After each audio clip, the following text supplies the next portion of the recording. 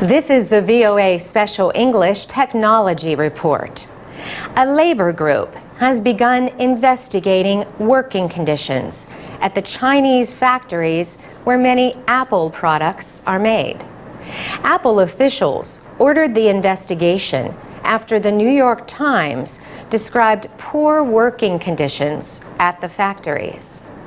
The Foxconn Technology Group owns the manufacturing plants in Shenzhen, Chengdu, and Zhengzhou.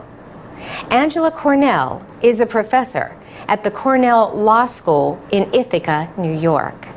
She says many issues were raised last year after a number of suicides at the Foxconn factories. One issue is the number of hours that employees are required to work. Other concerns involve pay, living conditions, and even reports of violence against workers.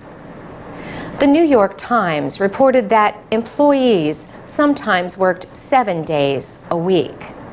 The newspaper said some stood so long that they had trouble walking. Widespread criticism of Apple followed publication of those reports. Mark Shields organized a campaign calling for better working conditions. Workers' lives are really hard and really severe, and there's terrible stories about people losing the use of their hands because of horrible repetitive motion injuries, and suicide rates that are so high that they have got to hang nets off the sides of the buildings to prevent workers from killing themselves. Professor Cornell says the conditions at the Foxconn factories had to have been really bad. Just imagine how dire the working conditions would have had to be for those workers to sacrifice their lives. Professor Cornell says even Apple's own reports noted issues at some of its factories. These included involuntary labor and underage labor. These are important issues. The involuntary laborers are indentured migrant workers, and that is a crucially important issue. I mean, that's basically slave labor.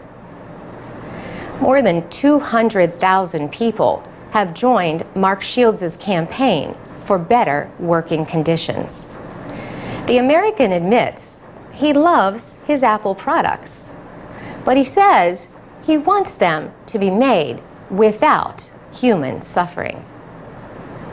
In related developments, Foxconn said it was raising the pay of its workers in China for the third time since 2010, and Apple asked the Fair Labor Association to investigate conditions at the Foxconn factories.